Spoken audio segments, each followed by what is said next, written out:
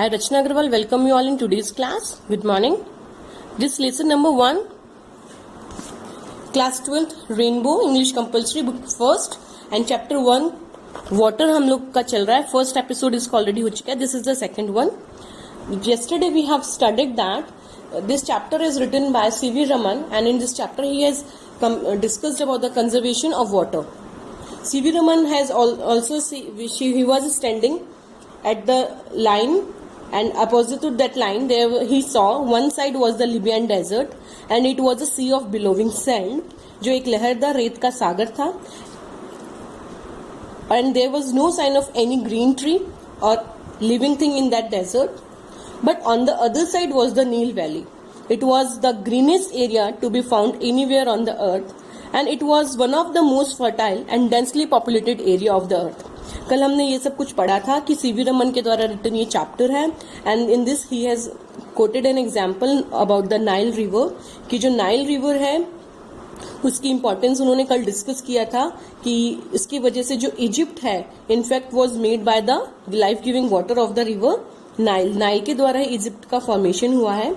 और जियोलॉजिस्ट के बारे में भी उन्होंने डिस्कस किया था कि जियोलॉजिस्ट जो है वो ये बताते हैं कि जो नाइल वैली है वो पूरी मिट्टी जो है वो नाइल नदी वैली की वजह से ही, नाइल रिवर की ही कंट्रीब्यूशन है. और ये जो सॉइल है, this soil was brought down as the finest silt in the water of the river. बहुत सालों पहले, युगों की अगर हम बात करते हैं, तो ये उस एरिया के अंदर आकर के जमा हो गई थी जहां से ये नदी फ्लो करती है. और actually Egypt was made by river Nile only. Now today we will continue it from here, that I give this example and could give many others to emphasize that this common substance which we take for granted in our everyday life is the most potent and significant and the most wonderful thing on the face of our earth. It has played a role of vast significance in shaping the course of the earth's history and continues to play the leading role in the drama of life on the surface of our planet. So we will now understand a few word meanings of this paragraph. Let us first understand this word emphasize. Emphasize means किसी भी बात को insist करना, किसी बात को जोर दे करके कहना. Then comes its substance. Substance means कोई भी एलिमेंट, कोई भी सामान हो सकता है. देन एक फ्रेज जो है वी टेक फॉर ग्रांटेड, ये टर्म इसके अंदर यूज हुआ है. टेक फॉर ग्रांटेड मतलब गिविंग लो इम्पोर्टेंस, कोई इम्पोर्टेंस किसी चीज को नहीं देना, उसको ग्रांटेड ले लेना कि ये तो हमें अवेलेबल है, why should we take care of it, why should be worry about the conservation of it. ये इसका मतलब होता है. We take for granted means giving less importance. Then comes the word potent. Potent का मतलब होता है powerful, strong. Yes. Then comes the next word is vast. Vast हम कह सकते हैं कि more, अत्यधिक या ज्यादा. Then comes significance. अगर हम बात करते हैं तो significance का मतलब होता है importance. And planet as you know, जो ग्रह होते हैं, और यहाँ पे जो planet यूज हुआ है टर्म वो अर्थ planet के लिए यूज हुआ है. Write down in your notes also, I have written it for you. Emphasize means insist. Substance means कोई भी element or a thing. Then we take for granted. Take for granted means to giving less importance. उस चीज को available मान लेना कि it is available for us and it will be always available for us. So उसका conservation granted मान लेना. Then the word powerful means potent. Vast I have written more. Significance means importance. So these were a few word meanings of this paragraph that I have just explained to you. Now let us understand this. I जो word use हुआ है वो use हुआ है CV Raman के लिए. He is giving example and he is saying that he can explain with many of the examples. वो बहुत सारे examples दे सकते हैं और वो emphasize करते हैं, insist करते हैं किस बात की importance के ऊपर कि वाटर जो है वो बहुत इंपॉर्टेंट है, इससे अच्छा कोई भी एलिमेंट नहीं है. But we have taken it for granted. हमने इसको कोई विशेष इंपॉर्टेंस नहीं दे रखा है क्योंकि ये हमारी डेली लाइफ के लिए बहुत सिंपल सा प्रोडक्ट इसको हमने मान रखा है हमारी डे टू डे लाइफ के लिए. बट इट्स वेरी ट्रू कि for the water, for the survival on this planet earth, इस अर्थ के ऊपर जो सबसे ज्यादा वंडरफुल है और जो सबसे ज्यादा पावरफुल प्रोडक्ट है, जो सबसे इंपॉर्टेंट थिंग है, वो वाटर ही है. And the point is also saying कि इट जो वर्ड यूज हुआ है वो यहाँ पे वाटर के लिए यूज हुआ है कि वाटर ने हमेशा ही इंपॉर्टेंट रोल प्ले किया है, अपना बहुत इंपॉर्टेंट रोल प्ले किया है। हिस्ट्री से भी आप देख सकते हैं कि हिस्ट्री टाइम से भी आप देख सकते हैं कि water has always played an important role, बहुत महत्वपूर्ण उन्होंने अपना वाटर ने रोल निभाया है और स्टिल कंटिन्यू कर रहा है वाटर अर्थ के ऊपर लाइफ को पॉसिबल बनाने के लिए, जो लाइफ है वो कंटिन्यू हो सके। तो water has become very essential and most wonderful and most important thing for the life on the surface of our planet Earth. The next paragraph, let us continue. There is nothing which adds so much to the beauty of the countryside as water, be it just a little stream trickling over the rocks or a little pond by the wayside where the cattle quench their thirst of an evening. The rain-fed tanks are so common in South India. Alas, often so sadly neglected in their maintenance, are a cheering sight when they are full. They are of course shallow, but this is less evident since the water is silt laden and throws the light back, and bottom does not therefore show up. Here C.V. Raman is saying कि कुछ भी important नहीं है water से ज़्यादा. There is nothing which adds so much to the beauty of the countryside as water. Water जो है सबसे ज्यादा इम्पोर्टेंट चीज है, जो कंट्री की ब्यूटी है उसको इनहेंस करता है, उसको ऐड करता है, बढ़ाता है. पानी से ज्यादा अच्छा और कोई भी नहीं है. जितना कि पानी है उतना कुछ भी अच्छा नहीं है, चाहे वो little streams trickling down over the rocks, जैसे कि झरने जो होते हैं धीरे धीरे टपकते हैं पहाड़ों से, चाहे वो स्ट्रीम्स हो flowing down slowly and gradually, whether it is a little pond by the way side where the cattle quench their thirst. तो चाहे it can be used for cattles means animals like as cow and goat or buffaloes, they can quench their thirst from the little pond. रास्ते में जो आते हैं उनके ऊपर पशु जो होते हैं वो शाम के वक्त जाते हुए इवनिंग के टाइम पे अपनी थर्स्ट को क्वेंच करते हैं, सेटिस्फाई करते हैं, पानी पी करके अपनी प्यास बुझाते हैं. तो किसी भी देश की ब्यूटी के अंदर इतना कुछ भी अच्छा नहीं है जितना कि पानी है, चाहे वो पहाड़ों से चट्टानों से आता हुआ स्ट्रीम हो, चाहे वो छोटा सा पॉन्ड हो जहां से कैटल अपनी प्यास को बुझा सके. देन ही इज एक्सप्लेनिंग अस कि जो रेन फेड टैंक्स है, जब बारिश होती है तो कुछ टैंक्स जो बनाए हुए होते हैं वो पानी से भर जाते हैं और इस साउथ इंडिया के अंदर देखने के अंदर बहुत सारे मिल जाते हैं. But it's a misfortune that they are neglected, उनकी इतनी मेंटेनेंस नहीं की जाती है. But when they are filled with the rain water they provide us a happy side when they are full. जब हम उन्हें देखते हैं वो पानी से भरे हुए होते हैं, they truly looks very beautiful. और C.V. Raman is saying that the rain fed tanks, बारिश से जब भर जाते हैं tanks in South India, they plays an important role to provide smile on our face. They play an important role in southern agriculture also. They are of course shallow. Shallow means not deep. They are of course shallow, but this is less evident since the water is silt laden and throws the light back, and the bottom does not therefore show up. Here C.V. Raman is saying कि उनकी maintenance के ऊपर माना इतना ध्यान नहीं दिया जाता है, but truly they look very beautiful when they are filled with water. They are not so deep, वो बहुत ज्यादा गहरे भी नहीं होते हैं, बट इस वी कैन नॉट आइडेंटिफाई कि वो एविडेंट नहीं है, वो क्लियरली पता नहीं चल पाता है कि वो जो टैंक्स है वो शैलो है, बिकॉज उनके ऊपर जो पानी के अंदर जो मिट्टी घुली हुई होती है, गाद जिसको हम कहते हैं, मिट्टी जो घुली हुई होती है वो रिफ्लेक्ट होती है लाइट की वजह से, तो उसका जो बॉटम होता है वो हमें दिखाई नहीं देता है, तो हमें नहीं पता चलता है कि वो शैलो है, बिकॉज उसके ऊपर सिल्ट जम जाने से और लाइट को थ्रो बैक रिफ्लेक्शन की वजह से जो हमें बॉटम है वो हमें पता नहीं चलता है. These tanks plays a vital मतलब होता है important. These tanks play an vital role in South Indian agriculture. In Mysore, for example, much of the rice is grown in them. Some of these tanks are surprisingly large, and it is a beautiful sight to see the sunrise or sunset over them. Water in a landscape may be compared to the eyes in a human face. It reflects the mood of the hour, being bright and gay means happy, when the sun shines, turning to dark and gloomy when the sky is overcast. Overcast means जैसे बादल आ जाते हैं तो वो घिर जाता है, बादलों से आसमान जो होता है भर जाता है.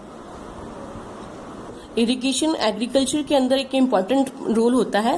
तो ये जो टैंक्स जो वाटर फिल्ड हो जाते हैं बिकॉज ऑफ रेन वाटर, ये इंपॉर्टेंट रोल प्ले करते हैं साउथ इंडियन की एग्रीकल्चर के अंदर। एंड स्पेसिफिकली इसके अंदर एग्जाम्पल कोट किया गया है मैसूर का कि मोस्ट ऑफ द राइस जो होता है वो इसी एग्रीकल्चरल वाटर टैंक जो होता है वो वाटर टैंक्स के पानी से ही किया जाता है। एंड देन सीवी रमन ने यह भी बताया है कि कुछ टैंक्स जो होते हैं वो बहुत बड़े भी होते हैं और उनके ऊपर एक बहुत ब्यूटीफुल सीन हो जाता है जब सनराइज की उसके ऊपर रोशनी आती है और जब सूरज छिपता है तो वो एक ब्यूटीफुल लैंडस्केप व्यू हो जाता है। CV Raman in this chapter has described it as an eye on a human face. इसका कंपैरिजन किया है ह्यूमन फेस के साथ में। जिस तरीके से आईज जो होती हैं एक यूनिक ब्यूटी होती है ह्यूमन फेस के ऊपर, similarly water in a landscape adds beauty to the landscape. Water भी जो होता है धरती के ऊपर एक बहुत अच्छा व्यू बना देता है।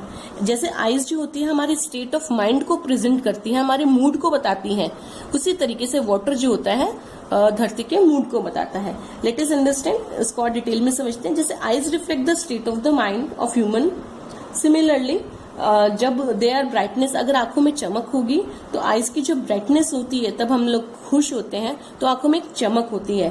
एंड वैसे ही आंखें झुकी हुई या उदास होती हैं तो हमारे चेहरे से पता चल जाता है कि हमारा दिल परेशान है, हम थोड़े नाराज हैं, गुस्सा हैं, जो भी हमारा फीचर है वो हमारे आईज के थ्रू, चाहे हम ग्लूमी है, उदास है, वो रिफ्लेक्ट हो जाता है। हमारे जो मन की बात है, जो हमारे दिल की बात है, वो हमारे चेहरे पे हमारे आंखों के थ्रू हम रीड कर पाते हैं। सिमिलरली वाटर को कंपैरिजन करते हुए सीवी रमन ने बताया है कि water seems to be bright, पानी जो है वो ब्राइट लगता है, हैप्पी लगता है जब सूरज उसके ऊपर चमकता है ना। And when the sky is overcast with clouds, जब आसमान से बादल से स्काई कवर हो जाता है तो पानी जो है वो भी डार्क और ग्लूमी दिखाई देने लग जाता है। पानी भी थोड़ा सा डार्क या कालापन आ जाता है, चमक उसमें से हट जाती है और थोड़ा हमें ऐसा लगता है कि पानी जो है वो उदास है, वो चमक नहीं रहा है।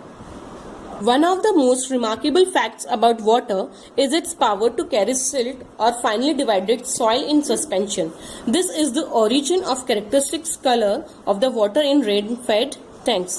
This color varies with the nature of the earth in the catchment area and is most vivid immediately after a fresh inflow flowing rain. Here in this paragraph एक रिमार्केबल फैक्ट के बारे में डिस्कशन किया गया है पानी के, कि वाटर जो होता है it can carry silt, water has the power to carry silt in suspension. पानी जो होता है वो गाद जो होती है, मिट्टी के जो घुल जाते हैं कण पानी के अंदर, उसको हम सिल्ट कहते हैं। तो पानी की एक रिमार्केबल फीचर इसके अंदर बताया गया है कि उनको कैरी करने की इसके अंदर कैपेसिटी होती है। एंड दिस सिल्ट जो होता है इसके अंदर इन्वॉल्व हो जाता है, जो फाइनल पार्टिकल्स ऑफ सॉइल के होते हैं पानी में मिक्स हो जाते हैं। एंड बिकॉज ऑफ दैट जो कलर्स होते हैं इन टैंक्स के अंदर पानी के अलग अलग कलर्स में वो प्रेजेंट होता है। As the water flows across different kinds of soil, it carries in its particles of that soil in the form of silt, and when this water flows into the sea it changes its colors. तो ये जो fresh water होता है immediately अपना colour जो है थोड़ा थोड़ा चेंज करने लग जाता है। तो इसके बारे में पैराग्राफ में उन्होंने ये बताया है कि जो तैरती हुई मिट्टी होती है वर्षा से जो इन पानी के अंदर भरा हुआ होता है, अलग अलग कणों की वजह से होता है, जो मिट्टी का कण होता है उसके अकॉर्डिंग इनके अंदर कलर्स आते हैं। ये रंग जो होते हैं कैचमेंट एरिया की मिट्टी के कलर के अनुसार डिफरेंट हो सकते हैं और स्पेशली ये बहुत क्लियरली उस वक्त दिखता है जब फ्रेश जब बारिश हुई होती है, तो जब जमा होता है तो पानी का कलर एकदम क्लियर दिखाता है, क्रिस्टल क्लियर होता है, एकदम स्पष्ट कलर जो होता है वो हमें दिखाई देता है। Then let's study swiftly means fastly. Swiftly flowing water can carry fairly large and heavy particles. तेज से जो बहेगा पानी, जो फास्ट स्पीड के साथ में जो पानी बहेगा वो जाहिर सी बात है it will carry large amount, उसके अंदर बड़े पार्टिकल्स भी कैरी हो जाते हैं। द फाइनेस्ट पार्टिकल, फाइनेस्ट का मतलब यहाँ पे यूज हुआ है माइन्यूट, छोटे छोटे जो कण होते हैं उनके लिए। The finest particles however remain floating within the liquid in spite of their greater density and carried to a greater distance. Such particles are of course extremely small, but their number is great and incredibly large amount of solid matter can be transported in this way.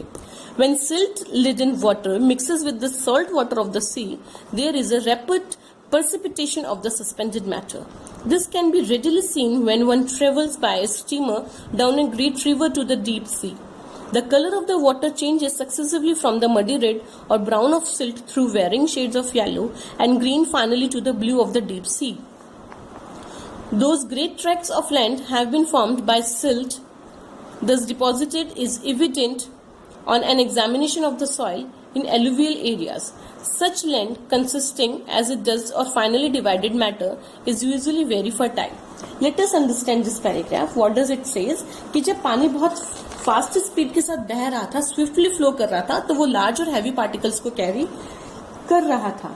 But जो finest particles थे उनको, क्योंकि उनका density high होने की वजह से वो उनको कैरी धीरे धीरे जो है वो कम होती जाती है और वो बहुत दूर तक पहुंच जाते हैं. जो सबसे छोटे कण होते हैं, जो माइन्यूट पार्टिकल्स होते हैं सॉइल के, वो ग्रेटर डिस्टेंस तक फ्लो हो जाते हैं. So that we can say, इसी तरीके से जो होता है कि ये जो छोटे छोटे पार्टिकल्स होते हैं वो बहुत सारे होते हैं. They are good in numbers and incredibly large amount, बहुत बड़ी अमाउंट के अंदर होते हैं और इनक्रेडिबली जो है वो बहुत डिस्टेंस तक वो बह करके चले जाते हैं. जब सिल्ट से भरा हुआ जो पानी है सी में जाकर के मिलता है, जो सॉल्टेड वाटर होता है सी का, तो ये जो सिल्ट इसके ऊपर ट्रेवल कर रही थी वो बहुत जल्दी से इसके अंदर सस्पेंडेड मैटर जो होता है वो बैठने लग जाता है. पर्सिपेट मीन्स बैठ जाना, पानी के तल के अंदर नीचे बैठने लग जाता है. एंड ये जो सिचुएशन है इसको कोई भी स्टीमर के थ्रू जाकर के आसानी से देख सकता है. Easily it can be seen. ये बात हम लोग बहुत आसानी से देख सकते हैं. कोई भी व्यक्ति किसी भी बड़ी रिवर के अंदर जाकर के या सी के में जाकर, रिवर में जाकर के, सी में जाकर के देख सकता है स्टीमर के द्वारा कि ये एक्टिविटी जो वाटर की हो रही है वो देख सकता है. और जो पानी का जो कलर होता है वो धीरे धीरे चेंज होता रहता है अकॉर्डिंग टू द सिल्ट. कभी लाल कलर का हो जाता है, कभी येलो कलर का हो सकता है, कभी समुद्र की जो सी का वाटर है उसके अकॉर्डिंग जो स्काई का रिफ्लेक्शन उसके अंदर होता है उसके अकॉर्डिंग स्काई ब्लू कलर का भी हो सकता है. तो जो एल्यूवियल एरिया जो होता है उसका अगर हम लोग एग्जामिनेशन करते हैं तो ये हमें समझ में आ जाएगा कि जमीन के जो बहुत बड़े बड़े एरियाज हैं उन एरियाज के अंदर सिल्ट के द्वारा जो वहां पे एरिया सिल्ट जमा हो जाती है तो वो बहुत ज्यादा एरिया फर्टाइल हो जाता है. उस एरिया की जो लैंड होती है, जो सॉइल होती है, वो बहुत ज्यादा फर्टाइल हो जाती है. We can conclude that water has the power to carry silt in suspension, and this silt gives its characteristic color to the water. As the water flows across the different kinds of soil, it carries in it the different particles of the soil in the form of silt. And when this water flows into the sea, it changes from the muddy red or brown into the varying shades of yellow and green. And the agricultural purpose say it can wash away the precious soil near and it gets stick to that particular area. And if we just examine the alluvial area, it has become very fertile because of this flow of water at that area. And C.V. Raman has explained that this silt is very fertile and it helps in growing rich crops in that plains areas. Thank you.